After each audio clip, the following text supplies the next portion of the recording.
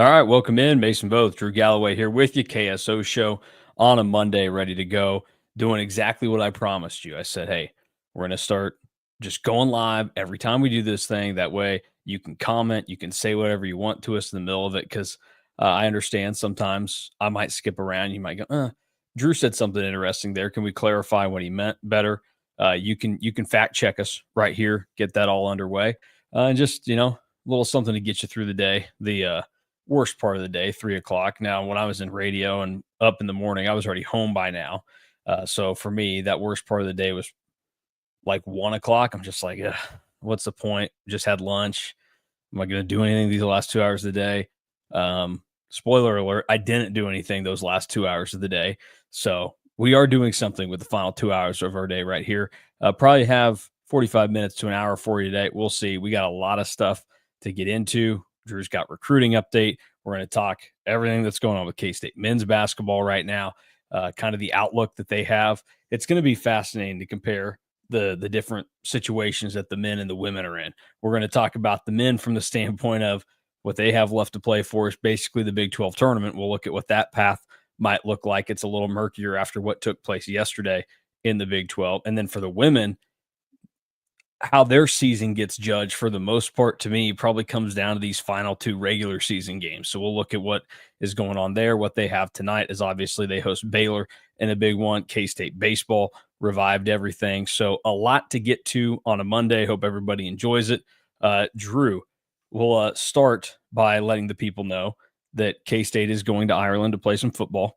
So if you want to get your travel hospitality packages and get to go to the game in style, cats2ireland.com is the place for you. If you want to get just single game tickets, you only have 4 days left to do so at kstatesports.com. So kick us off with an Ireland fun fact today.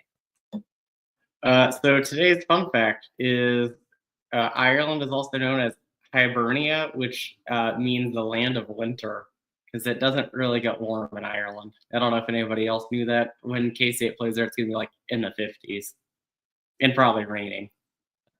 I wouldn't have known it other than the fact that throughout however long I've been seeing these games played in Ireland over like the last 3 or 4 years, it always seems like it's raining or it doesn't look warm. So I was anticipating it on probably being more like spring and not like a sunny spring day, but like a cloudy spring day. But you're telling me it's going to be more like one of those gross fall days with some rain coming down. Yes. Yeah, it's going to be like 50s and probably rain. All right. Well, everybody bring your rain gear over there to Ireland and or just be ready to spend too much money on like a poncho inside the stadium. I'm sure the capitalistic principles of sports events in Ireland are the exact same as the U.S. Although I say that they had issues with the beer when Nebraska was over there, right? And they just were like, take it for free, which I guess that would go in the total opposite direction of $10 ponchos that probably cost 5 cents to make. Bold choice if they run out of beer with these two fan bases. So hopefully they're stocked up.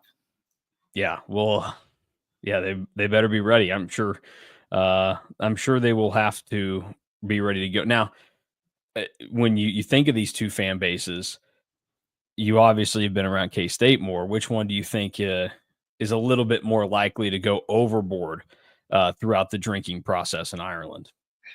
I'll hedge my bet and say whoever's losing.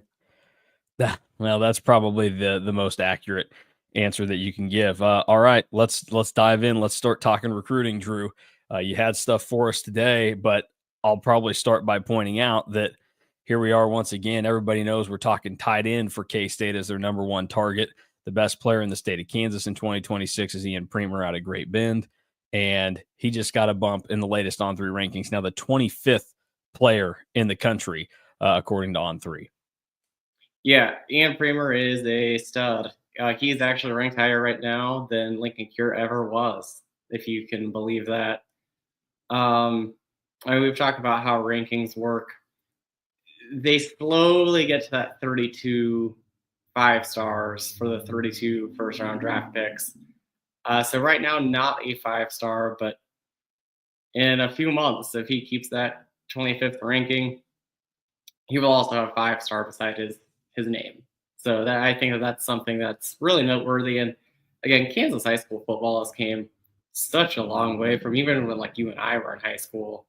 It's now becoming how many guys in this class can get to like 4 and 5 stars status throughout the years. And this one, again, I'm a little bit more down on it than the last few, but I think in this last update, there's 4 Kansas kids in the top 300. So it, and it's crazy to say that that's like a down year for Kansas right now, but that is kind of just where it is. So just to give some context on the Premer side of things, is that he's the better prospect than Lincoln Cure, or is it just relative to what the rest of the 2026 classes? And obviously, uh, talking about relativity, this in no way is an indictment on Lincoln Cure, no matter what your answer is here. But I'm just curious on where that sits because I think the consensus from a lot of people regionally and nationally was Lincoln Cure is a freaking stud, and nobody had an issue that 24/7 had him in 5-star range, and others would look and say, "Yeah, just this class got him bumped out of it for like the industry ranking." So, where is it in terms of Premer talent compared to Cure, or the class compared to what Cure had? I think it's a little bit of the class, but I think that with all the potential in the world that Lincoln Cure has, you could argue Ian Premer's ceiling is even a little bit higher because I think that he is even a little bit more raw than where Cure was at this stage of their development. But like you said, this is like the slimmest of margins between the two.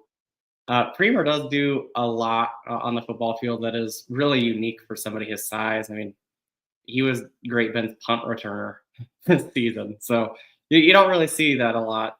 And I think that a thing that's probably bumping him up even more is Lincoln Cure is a good basketball player, but I think that Ian Premer's an even better basketball player, and I think that everybody's kind of banking on those intangibles, kind of bumping him up even further. Yeah, that's true, and we know he has the K State basketball offer out there too, probably to try and entice and just hey, come try and do both if you want to be at K State, and you've been pretty adamant, I think, over the last couple of weeks, maybe longer, that K State and Iowa State feel like the top two right now for Premier. Is that a pretty well defined top two? Like until we Yeah, get to whenever that commitment date is, it's going to be those two, and nobody else is going to be able to wedge in. I'd say it's those two. USC is kind of lingering around. KU is kind of lingering around. I will say that the only official visit that Ian Premer has scheduled right now is to K State. So take that with what you will. All right. Well, that's good to know. What else on the K State football recruiting front do you have? Because I don't think you anticipated coming in and talking about Ian Premer specific ranking now. So I think you had some other stuff you wanted to dive into. So let everybody know because you're going to have another big board coming out soon that's loaded with names. So many that you apologized this morning to me when you said how many were on there. So what else should everybody be up to speed on with recruiting in K State football? Yeah, so the two observations that I have are right now K State has 13 official visits scheduled. Yeah, I find it interesting that 4 are running backs and 4 are defensive ends. Now you're probably only going to take one of those running backs, so I'm really interested to see what happens there. You're probably maybe taking 2 defensive ends, so I'm excited to see what happens there. The other observation that I've really noticed as a whole this cycle has been that Oklahoma State hasn't been a team that K State has gone head to head with much over the last 2, 3, 4 cycles. But while I was writing the big board, and part of the reason that I apologized to you is I felt like I kept saying, "Oh yeah," and this guy also has a visit to Oklahoma State scheduled, and a visit to Oklahoma State scheduled, and you're seeing that more and more. And I think that that's part of K State having to get out of Kansas a little bit in this class and going into more of like Oklahoma and Texas because you're going to run into Oklahoma State a lot more. So I just find that really fascinating. I think that of the 13 official visits that are scheduled, I think 5 or 6 have scheduled a visit to Oklahoma State as well. I think you're right. The two most common things that came up as repeats in the big board were, yes, Oklahoma State being involved as well. But the other one, and this may have been more, is how many times it had to be noted how things might change now because of Yes. Matt Wells, Brian LePack, or Luke Wells situation. There's like that reconfiguration is interesting. And I guess as we get, further removed from the Connor Riley news and the staff being put into place, are you getting any indication on what impact that's having either in a big way or really no way at all in terms of what K-State's trying to do? I think it really hasn't impacted a ton yet. I think that offensive line, they're still kind of retooling because probably priority number one is to lock down LaMarcus Barber because they just need to get something of substance from this class in Kansas. And then after that, you probably only need one other offensive lineman so you can be a little bit more selective. And then tight end, like I said, they already have an official visit scheduled with Ian Premer.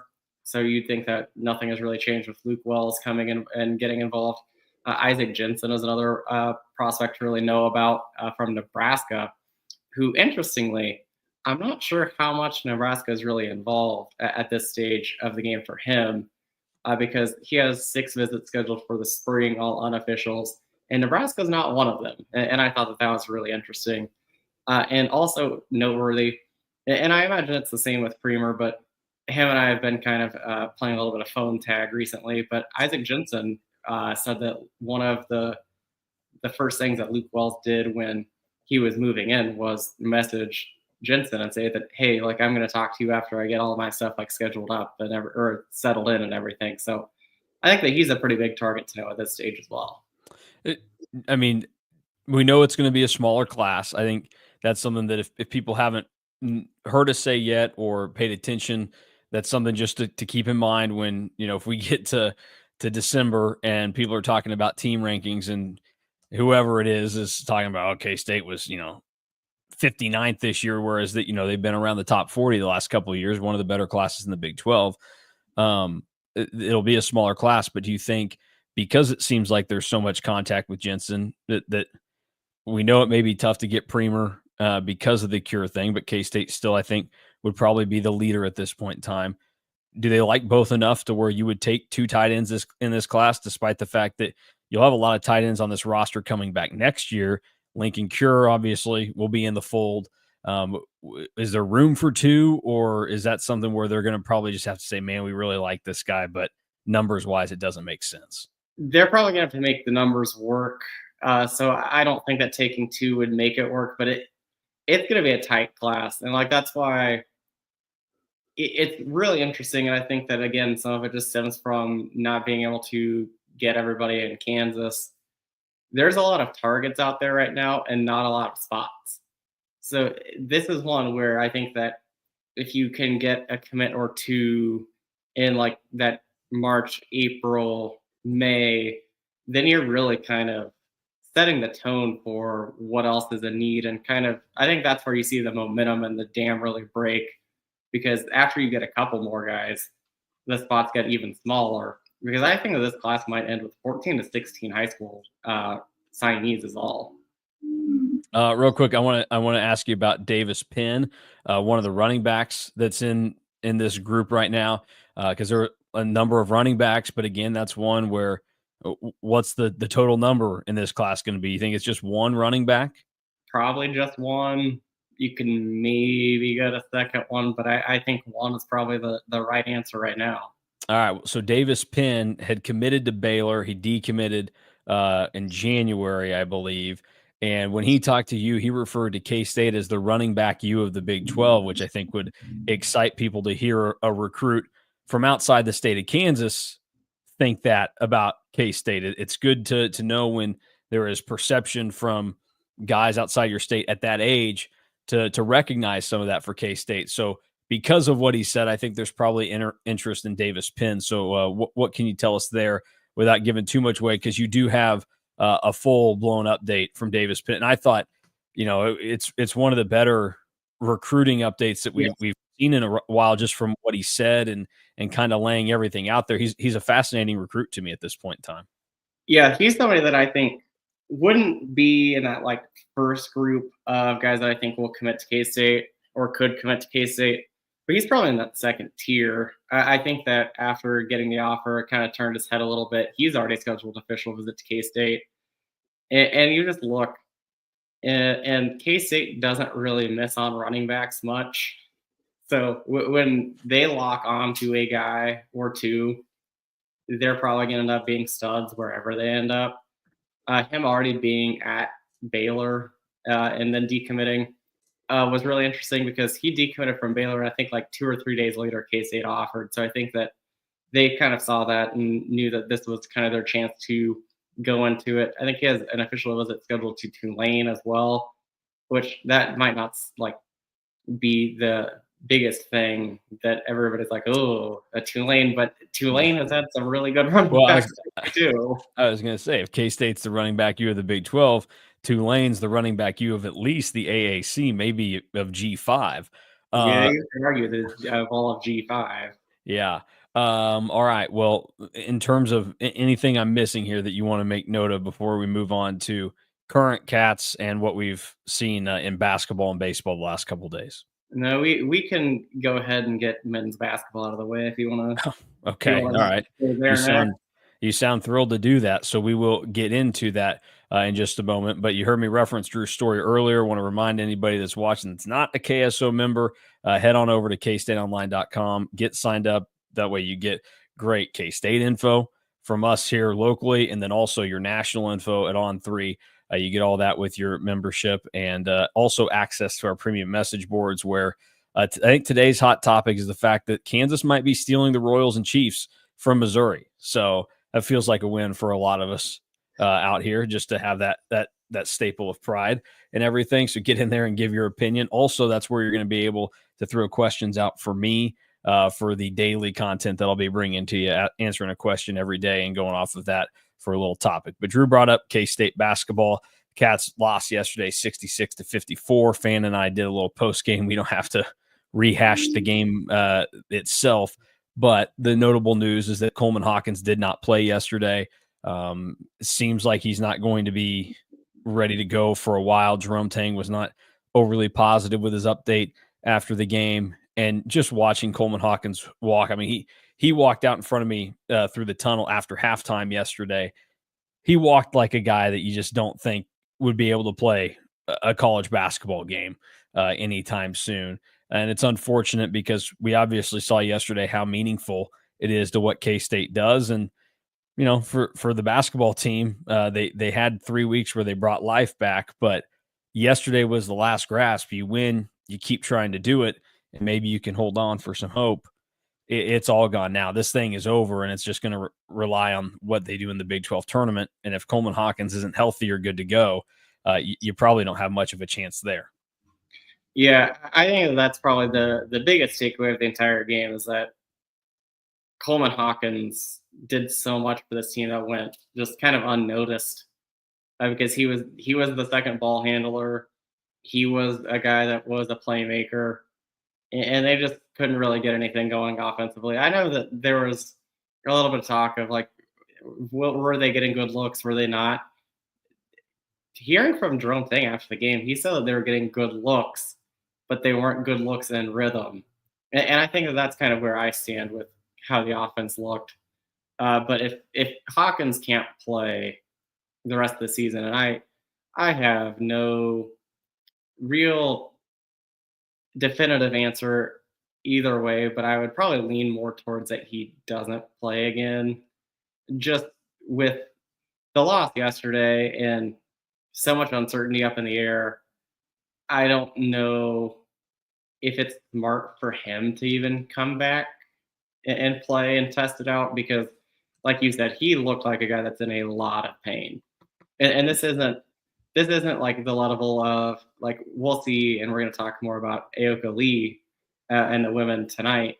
It's not a situation like that where you can tell that she's in a lot of pain, but she is so dominant because she is so tall and so skilled around the basket that she can still come out there and play 5 or 6 minutes. But Hawkins isn't overly athletic, isn't necessarily like the most dominant basketball player, but he just fills up the stat sheet. So you kind of go with that. And like, there's nothing that you can say, oh, he's like 65%. Like, let's throw him out there, because I think that's probably where he was in both games in Utah. I know Jeff Goodman said that he got hurt in the Utah game, but I have some serious doubts about that. We all watched the Arizona game. He didn't look right. Yeah, it's probably one of those where the Utah game probably sent it over the edge, but I was trying and trying, and then the dam just breaks. It's unfortunate the way it's gone. So yeah, it just doesn't seem like maybe the regular season for sure is in play at this stage. You might think to yourself though, hey, maybe if he feels like giving it a go, the Big 12 tournament, when you think you can get this thing flipped around. And yeah, I brought up the Oakley thing yesterday because, you can clearly tell that she is still nowhere near 100% in the few minutes that she played against KU over the weekend. But the games are so different in how they're played between the men and the women. Like you said, she's so skilled. She's so tall. Like, she can go in there and you can get away with her not being able to do much on defense or be able to move very much right now. If you pour it into her, you got a valuable 5 minutes out of her in that KU game because she came in and bucket, and you were still like, she can't be having the greatest time out there.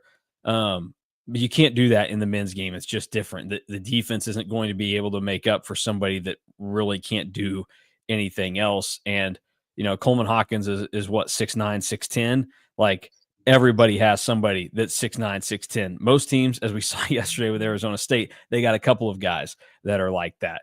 So the real thing that's left for K-State, because the season is essentially over. And without Coleman Hawkins, it really makes even this scenario I'll throw out impossible. But the one benefit you'll have, and I've referenced this before, is that when I unfortunately had to cover Wichita State more than I would have liked down here in Wichita, I went to the American Athletic Conference tournament one year. Another year I did not go, but there were high expectations that second year I was down here covering Wichita State, and they failed to meet them. But I kept saying, like, look, this team was supposed to be this good before the season started. So why can't they just show up in Fort Worth and win 4 games in 4 days and be the team that you expected? And that's kind of what you have to try and tell yourself or trick yourself into thinking in this process. So for the K-State men, that becomes a lot tougher if Coleman Hawkins were out for the rest of the year. We'll see if he can get back in there. But if the Big 12 tournament started today, this is what the bracket would look like in Kansas City. K-State, by way of the result of yesterday, because they entered yesterday, I think, in the 10-15 game. Somehow, even though they lost, they moved up because now they're in a tie with West Virginia and Utah. Utah, by the way, fired Craig Smith today after they lost at UCF yesterday. We had a mention from Bracket Cat about Utah just fired their men's basketball coach. Apparently, they are more committed to winning basketball games than we are.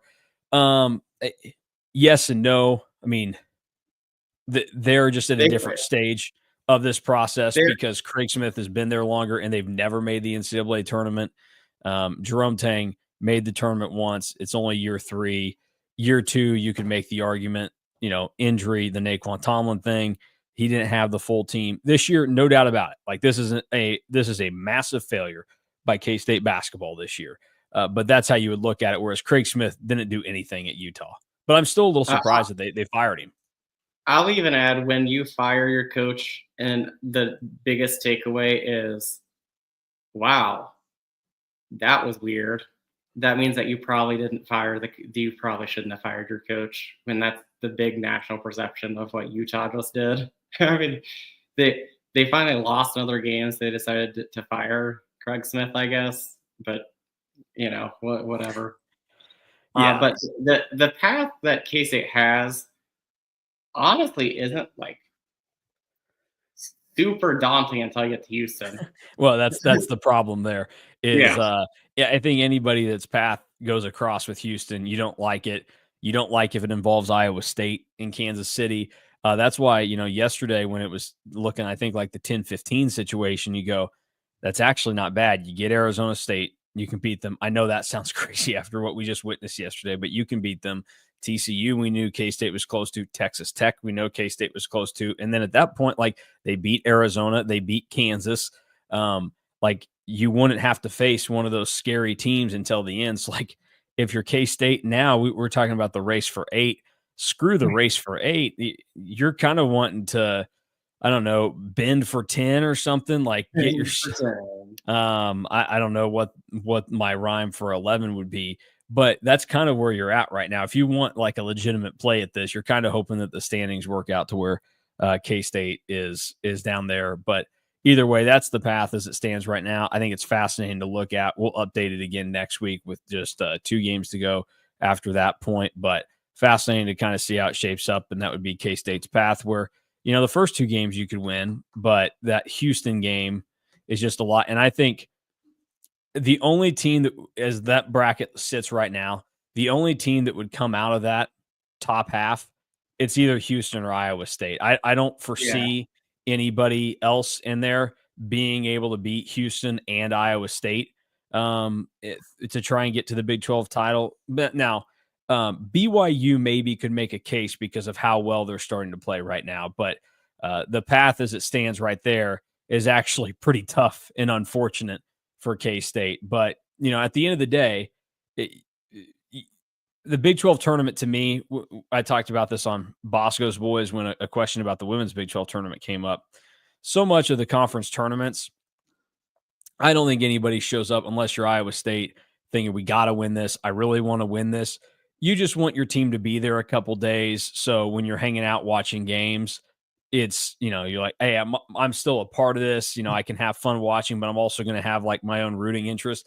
It wasn't fun like the end of Bruce Weber when they're playing in the, 8-10 game or whatever, 7-10 game, and then they lose. And then it's like, there were only 2 games today.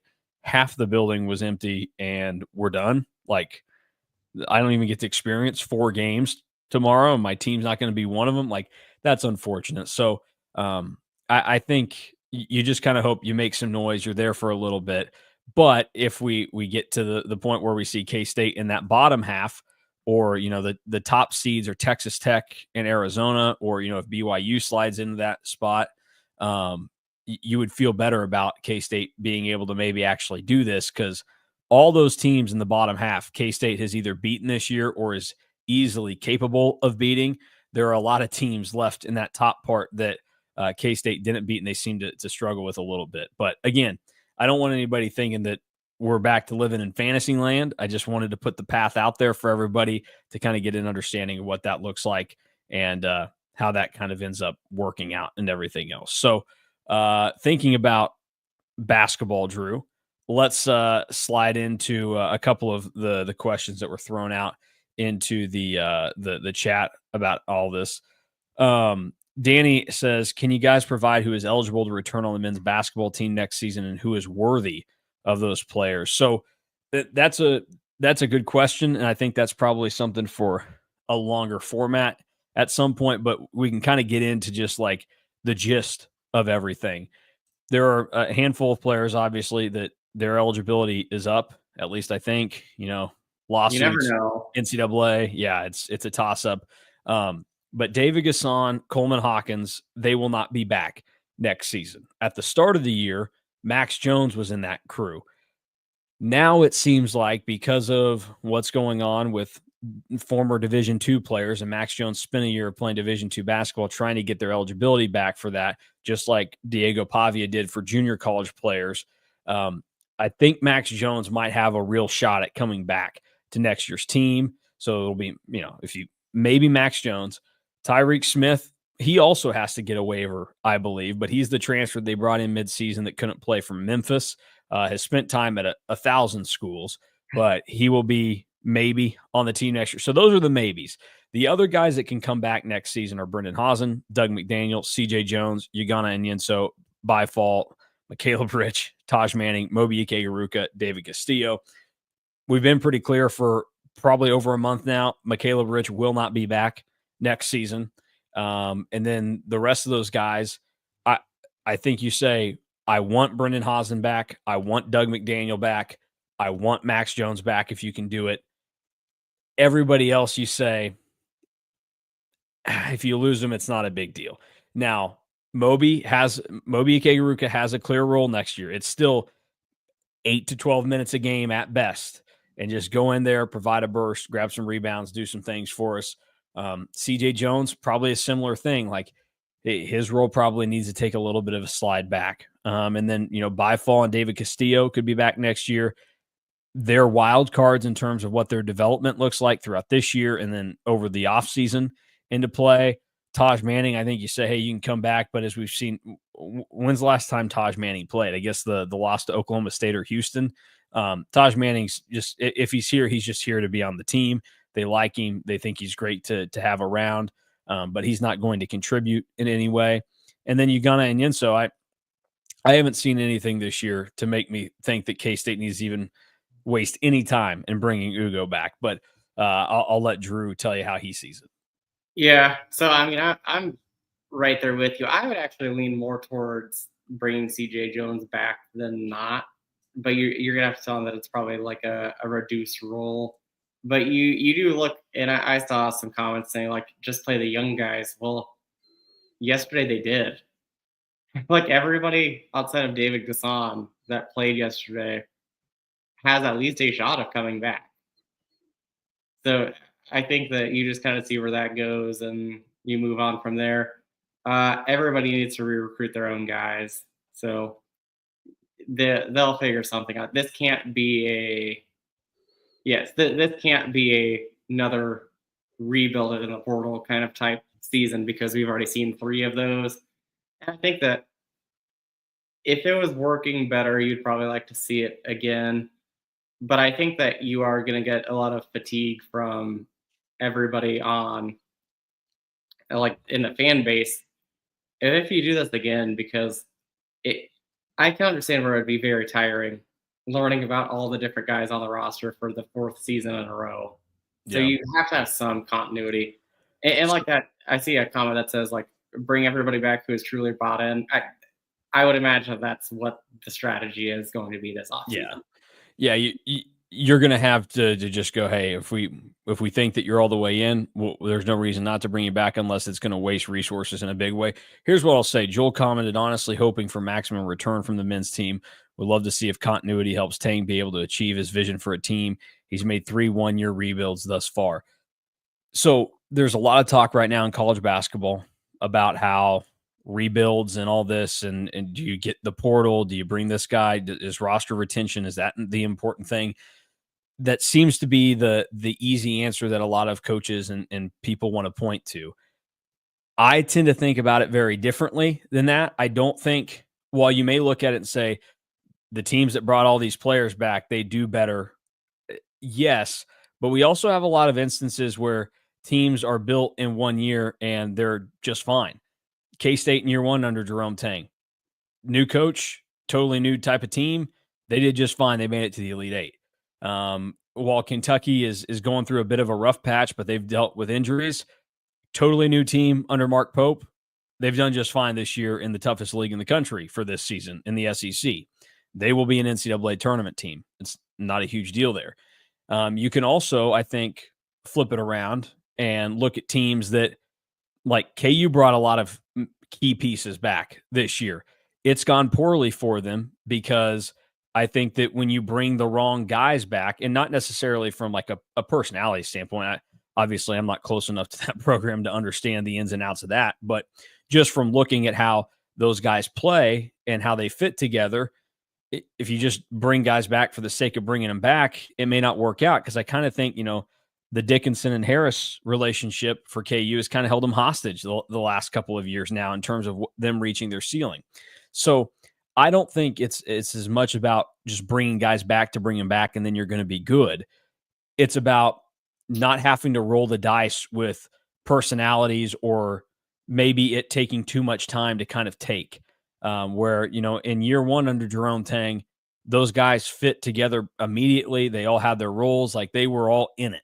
The last 2 years, we've seen it's taken too long to get this thing together. And the other thing that people should look at is that eventually it did come together for both teams. Like both teams made it to the final 2 weeks of the season where we talked about them still legitimately having a chance to make the NCAA tournament.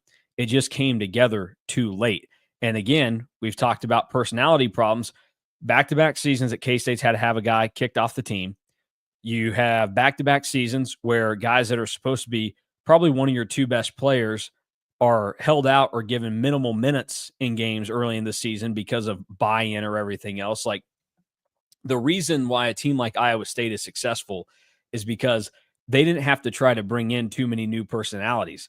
They retained a lot of known personalities. That to me is the biggest thing over just bringing guys back for the sake of bringing them back. I think it's, a much more nuanced conversation, but like that's the deeper part behind it, where teams that bring guys back aren't doing it just because we need to bring guys back. It's because of the circumstance and what you're going to get out of them. And that's where the hope would be next year is you've already got Doug McDaniel up to speed versus what he was this season. Brendan Hausen, you haven't had to worry about him all year, but you're going to bring a guy back that you know who he is, you know what he does, you're good in that position. That's why you would like to have a guy like Max Jones back next year. Maybe not in the same level of role. And I think that became more clear after he struggled yesterday with a big opportunity to kind of step up and be the number 3 yesterday with Coleman Hawkins out. But to me, that is what you're looking at here. And if you can have that kind of foundation, then you have to get back to being better with the stuff that used to be number 1 on the importance level in college basketball recruiting. Like, you still got to bring in guys that you think are a personality fit. They have to have specific skills that work. Like, this best player available thing, that doesn't work for anybody in college basketball. And Kentucky would be a pretty good example of that. They didn't, outside of Brea, who they brought in, where he would kind of go into that best player available type category, they just brought in a lot of guys that kind of fit and wanted to work hard together. Same type of thing with what Utah, or not Utah, excuse me. I said Utah because they've got similar logos and colors. Houston has done with the transfers that they've brought in. Not necessarily the best player available, and you would think that at this point, Kelvin Sampson would be able to do that if he wanted to, but he's brought fits into his program, and he's gotten bad fits out of his program through the portal. So that's a deeper conversation to have. I might bring Alec Bussey in to talk about that because he's really been fired up about that, writing stories about it and looking at it, and then he's got deep connections to some people in college basketball programs that have done research on it that I find to be very fascinating. So that's how I see it. It's a long answer and everything else, and not interesting or helpful in this moment. But I wanted to just give my thoughts out there on that, because I think too many times we just think you bring everybody back, it's going to work out. That's not the case. No, and I think that everything that you said was exactly right. Like, you can't just bring guys back to bring them back, but you have to find ways to get good players as well. Like, and I think that yesterday kind of showed that. Let's get into the positivity. Let's rock. Do you want to go women's basketball or baseball first? Let's talk about women. The K-State and Baylor women play tonight, 6:00 ESPN2.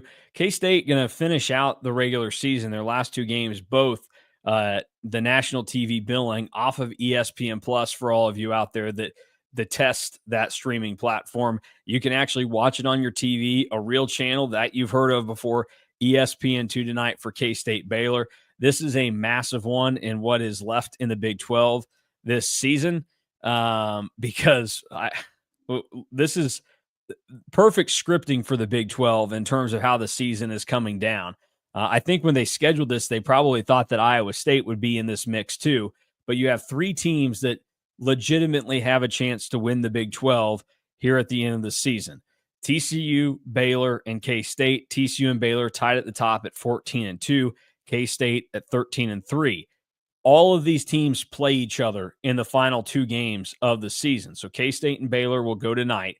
The path for K-State, they have to win tonight. Obviously, they have to win at Iowa State over the weekend. And then you would hope that after you beat Baylor tonight, they do you a solid and they turn around and they beat TCU on Saturday. And if that were to occur, because TCU is not losing to Houston, they are bad, you would have a 3-way tie as co-champs in the Big 12 this season. And you really hope it happens. I mean, I think K-State can take care of their business, but just in terms of hoping that the rest of it plays out, certainly Jeff Mittie and this entire team is very deserving of it as long as they win these next 2 games, because here they are, a second straight season where easily their best player has to miss a large chunk of time, and they've battled through it pretty well.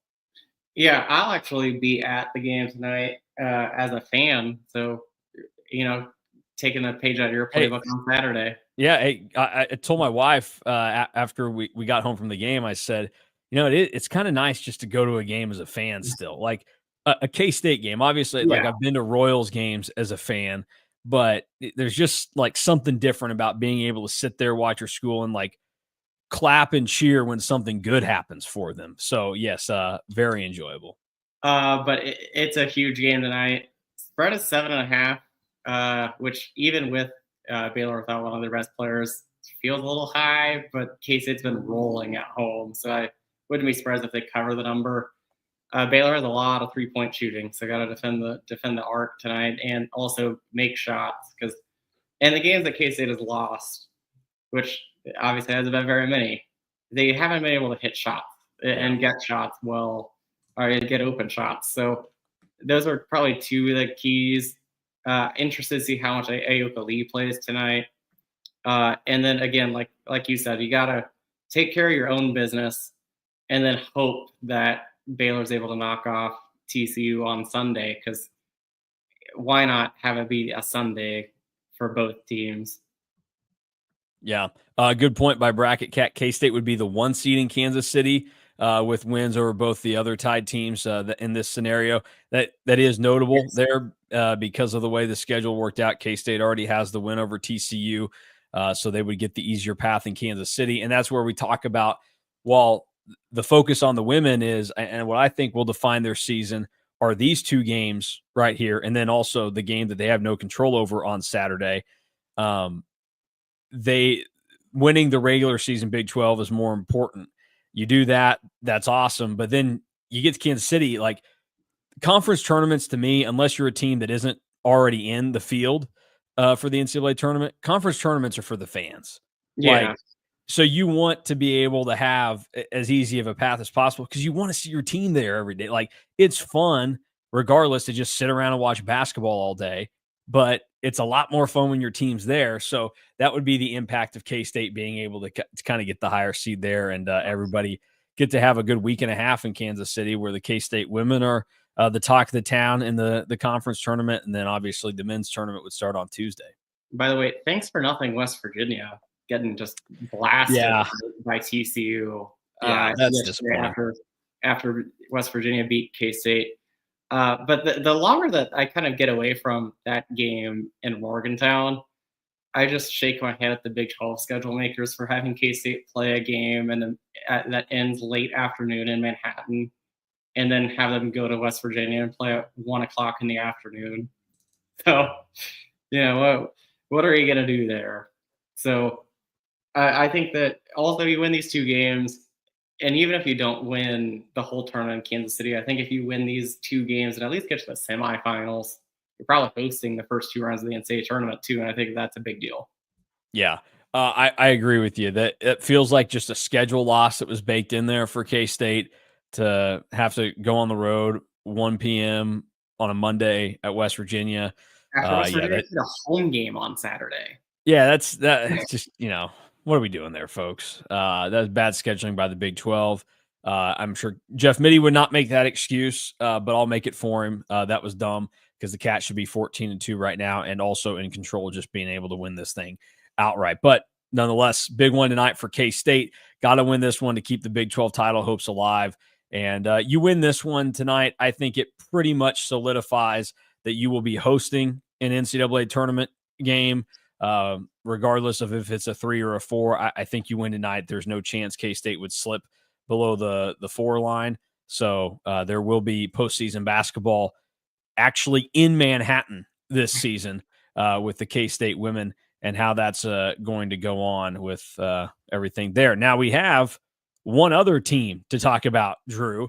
I don't think we thought after the start they had in week 1 we would do much talking about baseball this year, but it is good to keep people up to speed on what happened with the Bat Cats, because they went 3-0 in the state of Texas beating number 4 Arkansas, number 25 Michigan, and number 13 TCU over the weekend.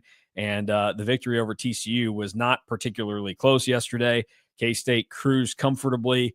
TCU used 1,000 pitchers in the game. But this was a nice bounce back for the K-State baseball team after they started 1-3, dropping games against, like Washington, who they probably should have beat.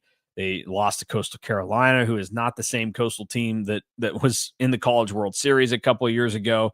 And then their best game was probably their loss at North Carolina, but they were 1-3. And you go, oh, here we go again. It's, all this talk about K-State baseball, but they get the job done in a pretty nifty way, being the only team to go 3-0 down in Texas in a loaded field and making some noise there. Yeah, just crazy that I think that some of what baseball has at the beginning of the year is just a little bit of regionality.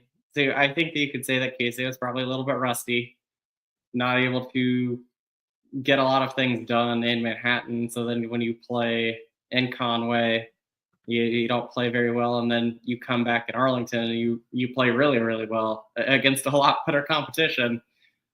You could say that K-State owns Arkansas now, so that's kind of fun. Michigan is actually one of the better colder weather and northern teams in the entire country, so to beat them was really fun. And then TCU, I think that TCU's ranking was probably a little bit overinflated with some of I think that their best pitcher has been ruled out for the season before the season even started. So you see that 13, that's probably a little bit too high. But the things that I really want to highlight are, one of them is what DY pointed out in his takeaways from baseball over the weekend on KSO. The pitching was so good this weekend. Jacob Frost and Blake Dean were really, really good against Arkansas. It was a trio of guys against Michigan and TCU. But then the other thing that I'll really point out, and it's something that you've pointed out and have harped on with Pete Hughes forever, the defense was so much better in these 3 games. Like K-State with 0 errors in 2 games. They had 2 against TCU, but to go a whole weekend with only 2 errors, when really that was what sunk them in that first weekend. I think the first game against Washington, they had 2 errors in the first inning. So to go through 3 games and only have 2 errors, and the bats are coming around, and to the point where you could say that they left too many men on base against TCU, even though they'll still scored 10 runs. Yeah, and the other thing too is, obviously I didn't watch it yesterday because we were at basketball, and I'm not giving Flow Sports a dime of my money. Those turds, they still have enough money from me for getting to cancel my subscription when Bruce Weber took K-State to a Flow Sports event. So I should be getting to watch these games for free. So I wasn't going to watch, but I listened to the final few innings on my way out of Manhattan, and Brian Smoller was down calling the game for K-State. And basically it was just like, those 2 errors, even they were true scoring decisions. So yeah, the defense was phenomenal for K-State. And also on top of that, the pitching was great. So you get great pitching, you get good defense. We know that K-State has been a team offensively that under Pete Hughes has gotten better and better. And that showed out over the weekend as they go 3, 5, 10 runs. So they did a lot, and it's good to see that they were able to compete at this level. Now, the thing has always been, though, what is this team going to do against the teams you should beat? Now, the good news is they don't have to play teams like that for at least another weekend, because the Batcats will be back in Texas this weekend, different Dallas suburb. They'll be in Frisco at the Frisco Classic, where they will face number 2 LSU. Sam Houston, who is a perennial Southland Conference champion, and then Nebraska, who just recently dropped out of the top 25. K-State going to get to face Nebraska 3 times this year, because these teams still play the non-conference home and home with each other as well. So a lot of looks at the Huskers this season, but not an easy field for K-State to navigate. The Wildcats have played LSU down in this event before, but it presents another big opportunity. And if K-State can, they don't even have to beat LSU, but if they hang around in that game, you look at it and you go, man, you could really get some people on your side and generate some excitement in a year where I think people should remember that K-State made it to the Super Regional last year. They lost obviously quite a few integral pieces to that. This is essentially a rebuilding year for K-State. Not to the extent of I don't think this team should, be 20 games below 500, that kind of type of deal. But it's one of those where, as much as bad baseball really grinds my gears, if this team was not able to make it to the NCAA tournament, that would not be a failure of the season. So for them to do this and show this upside kind of gives a new wrinkle and belief to what this year could be for K-State to follow up a super regional appearance in 2024. Yeah, and also you look at what their schedule is like, and it is literally any given game. But if they beat the teams that they should beat, winning those 3 games over the weekend and stealing like one against Sam Houston or one against Nebraska or one against LSU this weekend, and then you beat Nebraska and Manhattan and you beat Creighton and you kind of stack some of these wins and you probably go 1-1 against Northeastern. If K-State is on the bubble of making the tournament, that's probably a resume that gets them in the tournament. Hey, and Northeastern, they 2-0 lead on the Red Sox last week.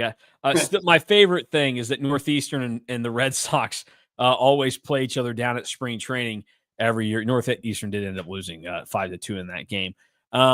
Joel with a great comment here that I wanted to throw up to explain how college baseball kind of works. He says, geez, bro, who stacked their schedule? I guess them getting left out that one year really didn't sit well. That is exactly what happened. Like that.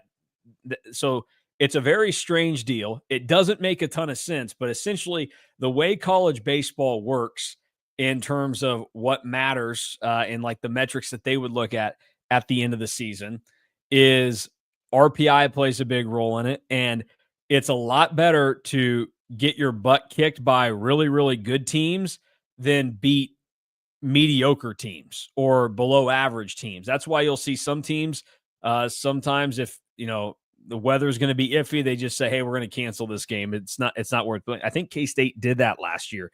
They didn't play a game because it there was no reason to try and get it in and it wasn't going to do anything for them.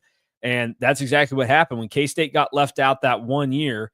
And really, I think it may have been even the year before they were on the first 4 out, but that obviously kind of spurred it on where K-State was like, what do we need to do? And Pete Hughes and the baseball program talked to different people around the industry, and they were basically like, it comes down to your schedule. And you kind of have to, for what people thought was going on in college basketball with the Big 12 gaming the net, Pete Hughes and K-State baseball are absolutely gaming the RPI.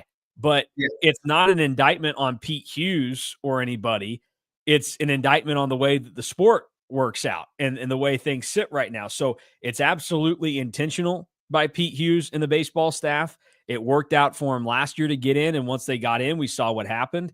And the same type of deal is going to try and play out this year. And that's why you see games on the schedule where K-State starts the year with 4 games at Coastal Carolina, 2 with Coastal, 1 against St. Joe's, 1 against Washington. And then they stayed in North Carolina and played number 6 UNC. And then they have this loaded field, 3 top 25 teams down in Texas. They're going back. They'll face LSU, who is number 2. They'll face Nebraska, who's been in the top 25. And then later in the year, you look around and they're going to play a team like Northeastern that Drew mentioned. Last year, K-State went up in the middle of the year and played at UConn. They didn't win that game at UConn, but UConn is traditionally the best Big East team in baseball. You use it to your advantage, boost you up, and that's where the Batcats sits. So they had a good weekend because not only did they gain the RPI, they doubled down on it because they just won all 3 games. Yeah, and that's why this weekend, it's not a huge deal if they go 1-2. Like 1-2 is probably, you're feeling pretty good.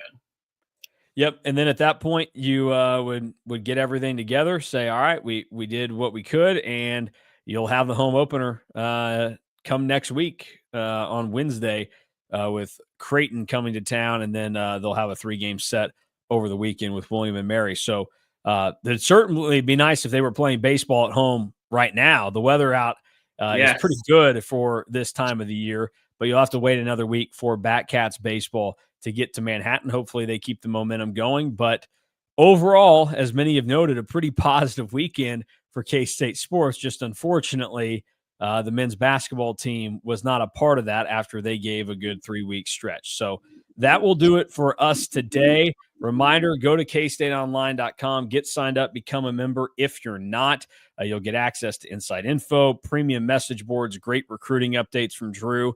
You can sign up for your K-State and On3 membership at KStateOnline.com and On3. And that's also where you're going to be able to throw some other questions my way. You know, we had some of them about roster construction and a lot of big picture conversations that need to happen about this basketball team moving forward for the men.